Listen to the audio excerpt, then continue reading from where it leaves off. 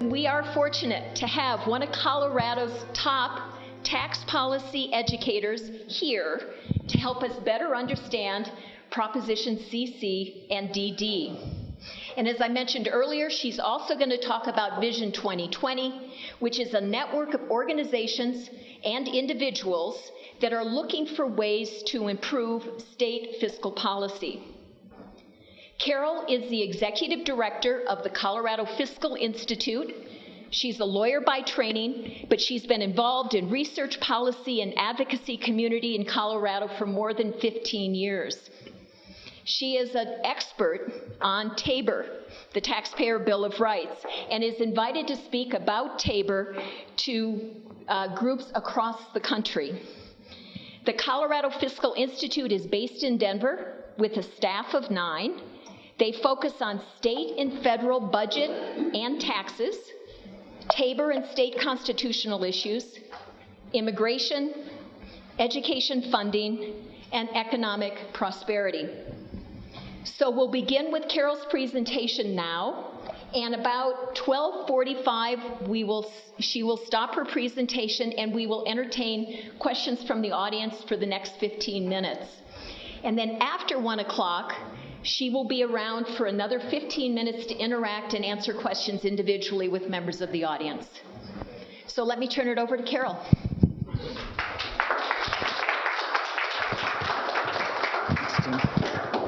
Thank you, Jean. Being the executive director of a small nonprofit has its advantages and disadvantages, like any job. But I will tell you that one of the biggest advantages is getting to come to Durango. I was born and raised in Kansas, and it's not quite the same as going from eastern Kansas to western Kansas. So I really appreciate the opportunity to be here with you. I also really appreciate the spirit that you Durangans bring to these issues. I've been doing this work hearing your introduction of 15 years. It's been maybe a touch longer than that. Just haven't updated the bio. But I've been coming to Durango for a long time. We were just reacquainting from conversations that we had back in 2005. Marcia and I've known each other for a long time, starting at that period of time. And I appreciate the sense that you all bring, the seriousness that you bring to these questions. As we all know in Colorado, the role that we as voters play in making tax policy is unique nationwide. We are the only ones who can approve a new tax, change a tax rate, increase a tax rate, approve a mill levy, change an assessment rate, or give the legislature the authority to make tax policy changes that result in new revenue. That's a lot of responsibility to add to all the other things that we're doing in our daily lives. And you guys really understand that and really lean into the educating yourselves and educating your community members. I don't know, I think it maybe has to do with something to do with how incredible it is out here and how you understand the importance of community collective investments in preserving this amazing place that we live. My daughter and I Snapchat, and she's in Denver now, and I took a picture just from the front of the library saying, this is, Durango, the view from the Durango Public Library. I heart Durango. So again, it's always a pleasure to be able to be here, and I really appreciate the way you lean into the physical environment and your civic responsibilities as well. So I want to start today with a little context about Proposition CC and DD.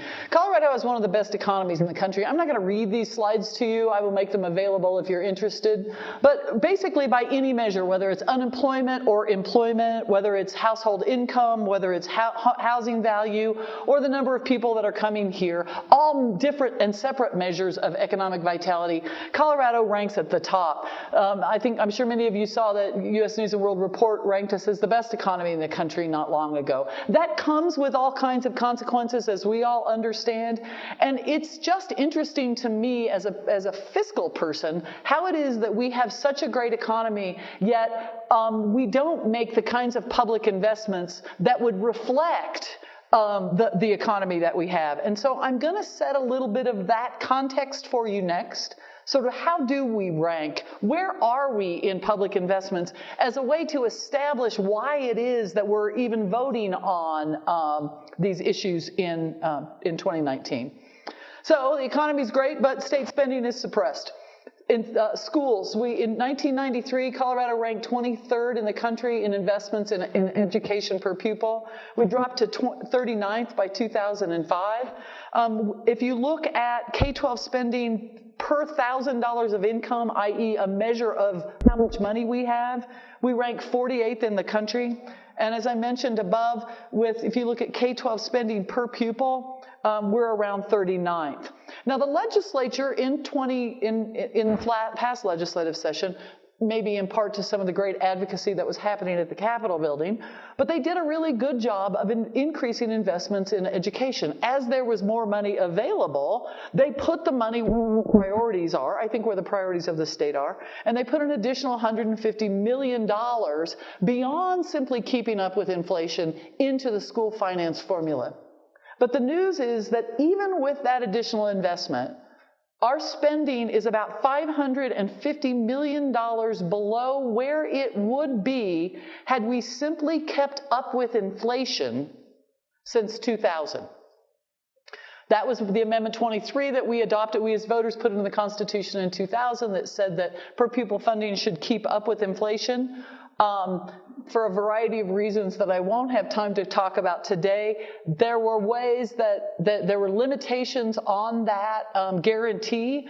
And so the legislature during the recessions, during the aughts, and then I guess they were all in that first decade, and they needed to figure out other things to do with money. They were able to, the legislature chose to pull part of the funding away from K-12 education so that we wouldn't have to decimate other programs in the budget, and we haven't caught up yet, even with inflation plus population since 2000.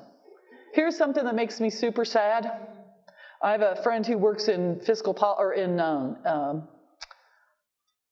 finance policy, and I remember her saying once that her goal was to have parents sitting at a dining table with their children saying, you better get that homework done, because if you don't finish your homework, you're not going to be able to grow up and be a teacher, right? Because there's nothing more important than being teachers in our community. Unfortunately, we don't seem to reflect that in the salaries that we pay. Colorado ranks 51st in starting teacher salary among all states. I know that our history lesson taught us there are only 50 states. This particular guide also includes the District of Columbia, so we rank 51st. And while that is a disturbing statistic to me, the one that I have highlighted at the bottom of the chart here is another way of characterizing this that even seems sort of more tragic to me at some level. And that is that, so the number, the 33,000 is average starting teacher salary. The average salary for all other occupations that require the same education is $55,800. So we rank 51st, as I mentioned earlier, and our average teachers get about 60% of the pay that folks working in occupations that require the same level of education receive. It doesn't seem like that reflects Colorado priorities, and that's one of the reasons that I'm out talking about this data, so that we can all understand that and think differently about the way we invest in our schools. Colorado has most of the school districts in the country that are on a 4-day school week are in the state of Colorado. We have 91 districts out of 178 that have all their schools on 4-day weeks, and 13 had at least one school in the district on 4-day weeks. I want to be very clear about this. A lot of school districts, not a lot, some school districts in Colorado choose a 4-day week. My husband and I have the privilege of owning property in Grand County. One of the Grand County school districts chose to go to a 4-day school week for their kids because they wanted them to be able to participate in extracurricular activities, and everything is so far away. They were finding that many of their kids were missing Fridays anyway, so they went to a 4-day week as a way to let their kids participate in extracurricular activities and not miss too much education. That's one of the real strengths of Colorado, is that we have a lot of local control on how we fund and how we operate our schools. I think we all appreciate that because we know that we're different from community to community. But I will suggest to you that when Adams County schools went to a 4-day week, or when the schools in Sterling went to a 4-day week, it was not so that their kids could participate in extracurricular activities. It was so that the school board so that the schools had enough money to be able to offer teachers, the teachers that they needed, and to keep their classrooms open and operating. The other thing I want to say about 4-day school weeks is that not only does it shift some of the burden to parents to find out, like, what the heck do you do with your 8-year-old on Friday if you're working a 5-day work week, but in addition, then this is something that I hadn't thought about when I first learned about 4-day school weeks. It's not teachers that are most adversely affected financially, because a teacher signs a contract. So they get paid for a contracted amount of money. It is the janitors or the custodians. It is the people who work in the lunchroom. It is the people that maintain the buildings. It is the bus drivers that lose that 5th day of pay. So it is the folks who are the lowest income, lowest wage earning employees in those communities that are bearing the biggest burden for helping schools make ends meet. Higher education is another place where Colorado invests less than the rest of the country. We rank 47th in state support for higher education, and not unrelated, and I'm a researcher, so I want to be, we're talking about research in class this morning. I can't say that this is a causal relationship, but it's one of those things that are happening at the same time that just can't be coincidence. But we also rank 37th in average student debt for kids or for students that are in our higher education system. Again, in 1920, when there was money coming into the state because revenue was growing, the legislature put an additional $100 million into higher education just with the purpose of keeping tuition flat so that we didn't see tuition increases in the 1920 school year. It hasn't always been this way. And I want to say that the trend to states spending less money on higher education is something that's happening all across the country. It's not just a Colorado problem. I don't want to characterize it that in any way. But in Colorado, the data is surprising. In the mid-90s, the state contributed about 65% or so of the cost of educating the costs associated with going to higher education. It's 68%, the statistic says it right there if I would read. With the student or parents, families of the students contributing about 32%. Today, at least in 2017, those numbers had almost reversed, where the cost of higher education now falls 2/3 on the family and the student themselves, with us collectively supporting our education system through tax dollars, picking up only about 1/3 of that cost. So before I move on to transportation, and I know you guys love to talk about transportation out here, as people do all across the state. But before I move on, I want to tell one story. I was doing a presentation about Tabor and tax policy and fiscal policy to a group of people who are gluttons for punishment like you not long ago, and a woman raised her hand and she said, I have some insight into the student loan issue and why this is significant and why this is important to lots of folks. She said she is the pastor of a church in downtown Denver, and her responsibility is to do premarital counseling.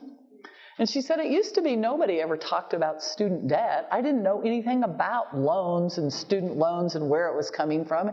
And she says now a vast majority of the couples that she counsels before they enter into the marriage relationship, have the issue of student debt as one of the things that they have to work through. Just imagine if one person in the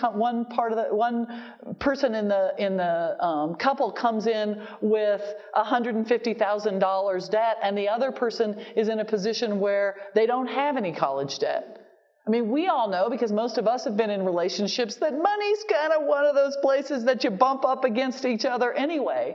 And when you think about what that means for the ability to buy a house, the ability to start a family, the ability to take risk in the kinds of jobs that you take, it goes way beyond just simply how much you have to buy, to afford to buy a house. It goes to literally to family formation in the state of Colorado these days.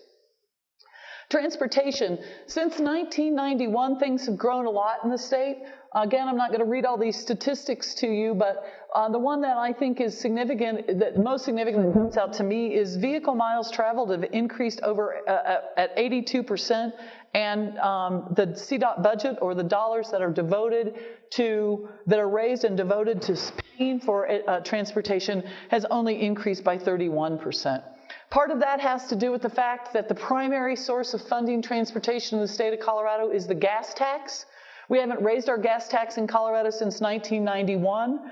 And one of the challenges there is that what you could buy, the amount that you could buy for that $1991 today, because of increased costs, only works out to be about 32 cents. So that same dollar doesn't have the same purchasing power that it did in 1991.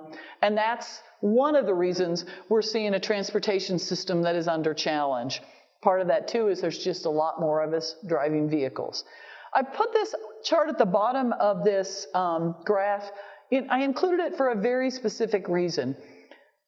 Again, I want to go to what the legislature does when they have the opportunity. Transportation is one of those things that's an optional spending item. Kids turn 5 and have to go to kindergarten no matter what's going on with the economy. Right? There are certain things that actually demand for public services go up when the economy is slow. Things like enrollment in higher education, enrollment in the Medicaid program. They're designed almost to be what we call counter-cyclical. When the economy is good, the Medicaid enrollment goes down. Not as many people opt into higher education. But when the economy is struggling and unemployment is high, we see a higher demand. The gray shaded area in that on this chart are the times when the economy was in recession, right? When we were contracting revenue. And you see, those are the times primarily when the state doesn't use additional tax dollars for transportation. In almost all other years, they do. Now, there's a period of 2012 to 2015 when the state was recovering from the Great Recession, when there weren't a lot of extra dollars because they were still trying to kind of get stabilized from the cuts that had to be made from the 16% reductions we saw in state revenue during the recession. But I thought this was an important slide to remind people that when there are resources, the state legislature has the same priorities that we do: higher education, K-12 education, and transportation. The problem is that when we have contractions, which are inevitable, they don't have the options to spread things out in the same ways. And so we see that this is the idea that we're not investing in education or transportation because our legislature doesn't want to, I think is sort of disproven by some of the data that we've discovered. Now I want to give just a quick context for the Tabor Amendment. Tabor Amendment, which is why we're here today. How many of you know that the only reason we have elections in odd years is because of Tabor? Prior to 1992, we didn't have, with the only statewide general elections were in even years. The requirement for odd year general elections was added to the version of Tabor that passed in 1992. Based upon concern that, well, if the only way you can raise taxes or increase tax rates or have a new tax is by voter approval, what happens if you need that tax money sooner than a year and a half from now, right? If you have a big fire at the end of an odd year or of an even year election, you'd have to wait 2 years to go back to the ballot. So odd year elections were added as a result. So Tabor was added to the Constitution by voters in 1992. I'm going to talk briefly about 4 things that it does. The first is that it limits the legislature's ability to raise revenue. I want to be really clear about this. We often talk, and I have been guilty of this myself. If you would go back and look at a presentation that I did earlier that had the same sort of 4 boxes, it would say voter approval of taxes in this box. That's not quite accurate. We as voters have the ability to approve or disapprove any tax that the legislature either has adopted, is part of our system, or we can repeal, or we can add a new one. And the authority of us as voters to do that does not emanate from the Tabor Amendment. It emanates from the initiative process, which was added to the Colorado Constitution in the early 1900s. What Tabor does is it takes away the authority of our elected officials to participate in the tax increase, the tax change, the tax policy discussions. So we've changed the way we describe it to talk about to be more accurate and say that it actually limits the legislature's ability to raise revenue. They have the ability to refer those measures to the voters, but ultimately they don't have the ability to adjust tax policy without prior voter approval. A lot of people think that's a good idea, but I just want us all to be really precise about the way we think of it, as it didn't give us that right. It limited the responsibility of our elected officials. The second big thing that Tabor does is it limits the kinds of taxes we can use to raise money for public investments in this state. It says that the state can't have a property tax. So even if the state would decide, the legislature would like to use a property tax as a way to, build schools, right? Couldn't do that without A, getting voter approval, and B, changing the Constitution. Another tax limitation is there can't be any real estate transfer taxes are prohibited, as well as local governments can't use an income tax as a way to raise money to support local activities. And finally, one of the things that has gotten a lot of attention lately is that one of the provisions of Tabor says that all income has to be taxed at the same rate. Now, there's a lot of people who believe that a flat income tax rate or a single income tax rate that taxes all income at the same level is the best way to have equity in who pays taxes, right? So that we're saying everybody ought to put in in the same stake. The problem with that is, based upon the research that we've done, is that because of the impact of sales taxes and property taxes, a single rate income tax, the fact that it charges everybody the same, doesn't offset the regressive nature of sales and property taxes, which fall more heavily on lower income individuals. Part of that is because more of the money that lower income, middle to lower income people have is subject to taxes, right? It is what we buy isn't things that are sheltered or they're subject to the kinds of transaction taxes that we tax through sales taxes. And, quite frankly, property taxes as a percentage of the overall income fall more heavily on low-income folks rather than higher-income folks. And particularly in a rental situation, because a lot of renters think they don't pay property taxes, but of course they pay property taxes. It's just passed through in their mortgage or in their rent payment. The third provision I want to talk about quickly is the idea of setting election provisions. I've already mentioned one of those, and that is the requirement of odd-year statewide general elections. The second is there is a specific way that any tax measure is presented to voters. The Constitution of Colorado literally says that any measure that is a tax increase must start with the sentence, "Shall taxes increase?" And then it has a blank, and it says in the blank that has parentheses about it, around it, by the full amount, the amount for the first full year of implementation. This is in our Constitution, folks. So what it says is that it starts with, all of them must start with a sentence that says, this is how much money is going to be raised overall. Not a bad idea, right? We all want to know how much money the taxes are how much money is going to be generated. It's an important fact for a voter, but it's also, it seems to me, to be not necessarily the only or the most important fact. Let's take the example of Amendment 73 back in 2016. It was a tax increase. It had to comply with this requirement. It said, shall taxes increase $1.6 billion? Accurate.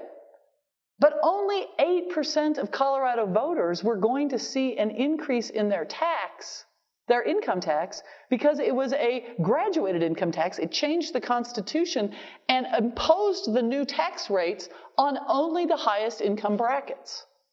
So there's some question about, this is what it says, understand the notion for transparency. The question is that the right amount of information for voters to have in order to make the best and most informed decisions they can? The last thing I want to talk about is the section of Tabor that limits revenue collections. So what Tabor says is that it limits revenue collections for any level of government to some sort of a cap. For state government, the cap is revenue from one year to the next can't grow faster than the rate of inflation plus population growth. If it does, the money has to be returned to taxpayers unless taxpayers vote, unless voters say they want to keep it. Now, I could spend some time talking about whether CPI is the right measure of growth in government. And I'm going to suggest to you that much of what government does is not related to the price of toasters, right? But I'm not going to spend too much time on that because I'd be here all day. And I just want to show you a quick slide that compares a little bit about how the full CPI between 93 and 2019 has gone up about 77%, but education costs have gone up 245%, and healthcare has gone up 250% or 150%. The other thing to remember is that not all populations cost the same. Kids in school are a little more expensive. Folks over the age of 65 are a little more expensive. I'm not sure that it is you can decide whether you think it's the right measure or not, because it does in fact limit growth in government. But the point being here that it is not actually reflecting the cost of the things that government buys. Now, Tabor says that if the money is collected in excess of the limit, any district, and in this case I'm going to be talking about the state, can use any reasonable method for refunds, including temporary tax cuts or rate reductions. Currently, there are 3 refund mechanisms approved by the legislature. Legislators, the 3 that are in place is the first is the senior homestead property tax exemption of $140 million. The second is the 6-tier sales tax mechanism, which I like to think of it as the cleanup batter for tax refunds. And then the third is if rebates are greater than approximately $400 million, the income tax rate is reduced from 4.63% to 4.5%. The year in which that we just finished, the state fiscal year that ended on June 30th of 2019, state revenue exceeded the cap by about $475 million. It triggered the income tax rate reduction. So when you file your 19 state income taxes in 20, right, because that's the way it works, your state income tax rate will be 4.5% rather than 4.63%. It is the way that we will be returning the $470 million, approximately, that was collected in excess of the Tabor cap in 2019.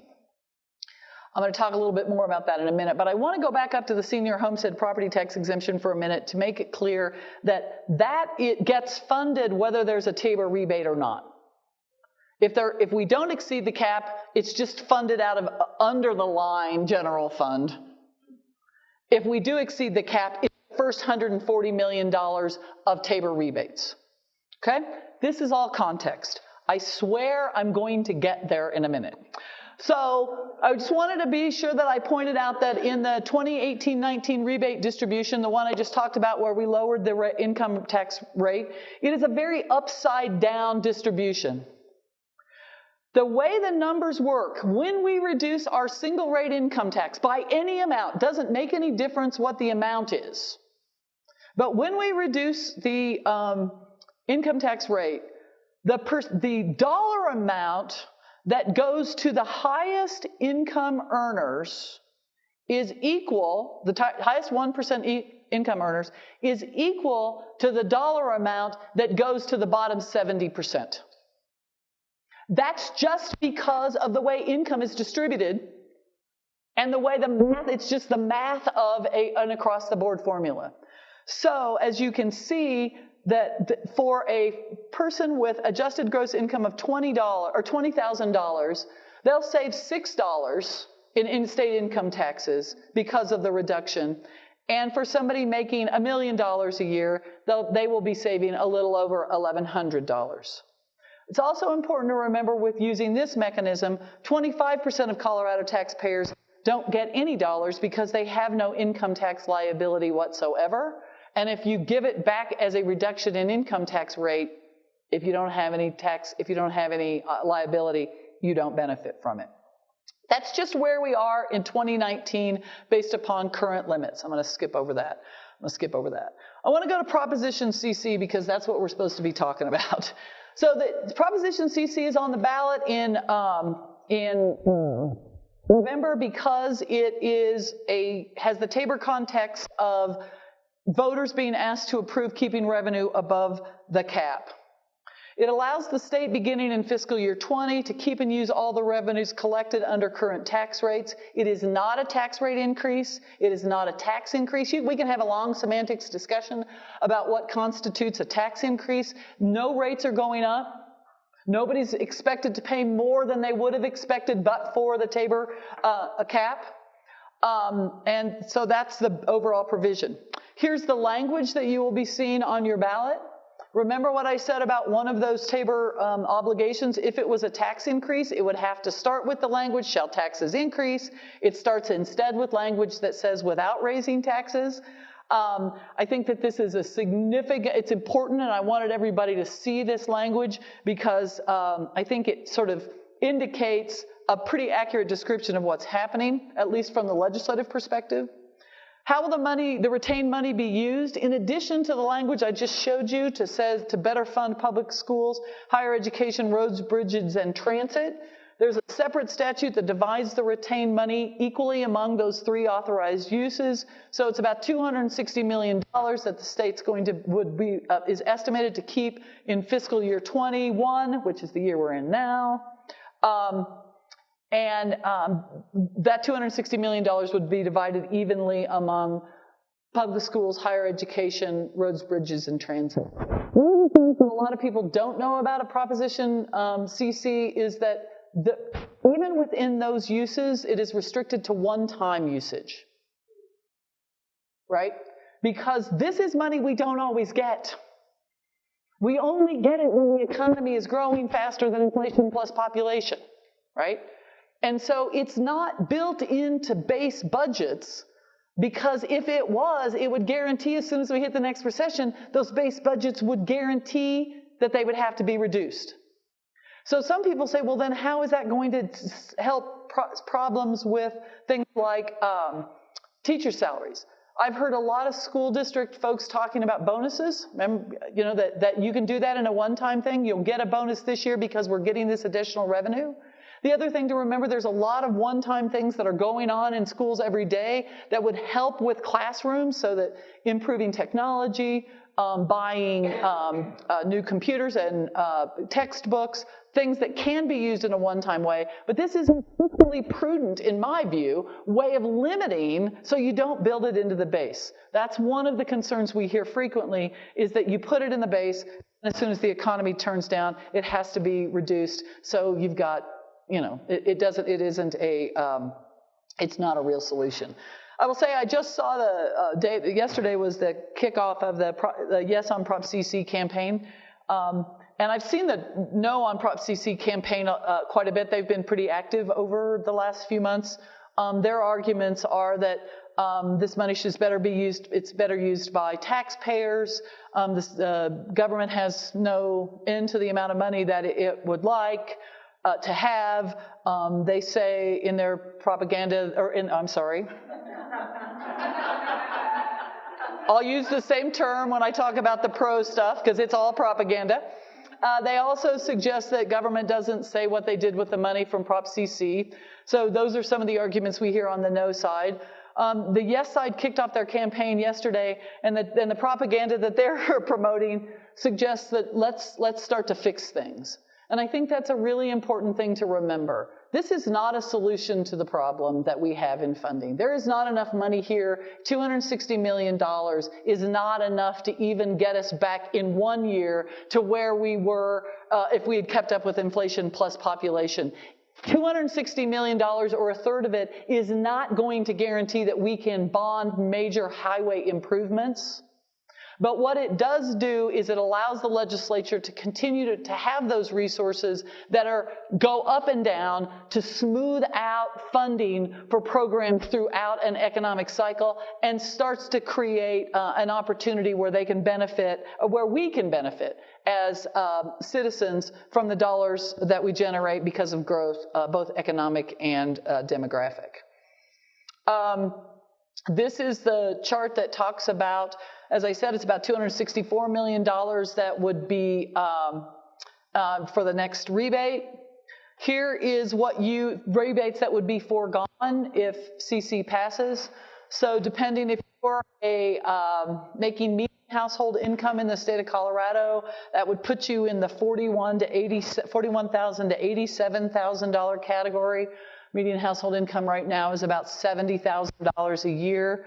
For a taxpayer, would be giving up a tax rebate of $27. For a household filing jointly, would be giving up about a $54 refund that would come through your state income taxes. Currently, about 174 of 178 school districts have debruced. You all know that debrucing is what we call it when the voters decide on keeping money in excess of the limit. 62 out of 64 counties have debruced. 85% of municipalities have debruced. The state debruced once for all funds for 5 years back in 2005 with Ref C. And some of the funds were permanently debruced because we got rid of the ratchet as a part of Ref C. I'm going to skip that slide. Prop DD authorizes sports betting in Colorado and creates a 10% tax on the proceeds earned by the sports betting operations. The revenue will be used to both support the administration and regulation of betting, but also to help offset the costs contained in the state water plan. It is on the ballot because it is a tax increase, and that was required by Tabor. That's why it's on the 19 ballot. Who can get an online sports betting license? Only people who can run online sports betting are folks who already have a license to run a gambling operation or a casino operation in Colorado. There are about 40 of those licenses issued now. The licensees can, with voter approval in the communities where they live, so that's Cripple Creek, or where they operate, Cripple Creek, Central City, and I always forget Blackhawk for some reason. Blackhawk can go to their voters and ask if it's okay to have a sports book in their casinos, but that requires a separate vote. How much money will it raise for a fiscal policy nerd like me? This is a really fun question. Who knows? How much are we going to gamble, right? How much are we going to gamble on sports? So a lot of factors go into that. First is how many people start gambling that aren't gambling now on sports. Don't know for sure. It's fascinating for the field of behavioral economics. Secondly, how many other states are going to legalize it, right? And lots of states are rushing into that. The legislative measure and the ballot measure that you're going to be looking at authorizes up to $29 million annually, but the legislature who's doing the legislative council who's doing the estimates suggests that it'll probably be closer to about $16 million a year, starting lower than that in the first years and then moving up to an average of about $16 million over the first 5 years, depending upon all of those factors that I talked about earlier. How does that money get used?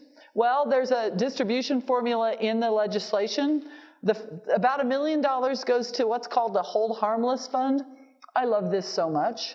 So the casino operators, if they can prove that people moved gambling from the table to online sports betting, and that meant that there was less profit to the casino, they can file to something called the Hold Harmless Fund and get reimbursed for up to $1 million.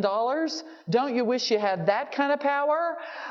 Secondly, the Office of Behavioral Health, $130,000 to go help for hotlines for folks that have gambling addiction or gambling problems. The other $15 million goes to implementing the state water plan.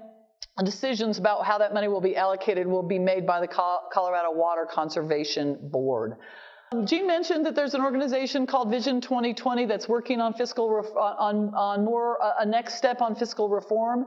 This group has been together since 2015, quite frankly. We're a network of organizations and individuals whose missions are adversely impacted by Colorado's outdated constitutional fiscal framework. We're working to build a public investment majority that can develop a long-term coordinated approach to make permanent, substantial changes in Tabor. That we hope will forever reshape the debate on taxes and budgets in Colorado. If you think that sounds like a bunch of mumbo-jumbo, let me tell you why it's a bunch of mumbo-jumbo. We don't know what the 2020 ballot measure is going to look like. Because one of the things that the Vision 2020 effort is committed to is doing it differently than it's done in the past. Generally, the way ballot measures show up is a group of people with a lot of money, quite frankly, decide there's a problem. They then do a bunch of polling. Based upon that polling, they try to figure out what's the thing that has the best chance of passing. They then take it to the legislature. And they say to the legislature, it's easier and better if you refer this, would you refer that? Depending upon the makeup of the legislature at the time, they either do it or they don't do it, right? Now we're into February or March of the year in which the election is to be held. Which means that because of the titling process, the only way you can get anything on the ballot is to pay people to stand outside City Market and harass folks that are going in to buy lettuce. Not just lettuce buyers, but you know what I mean, okay? The Vision 2020 effort started in 15 because we wanted to do things differently.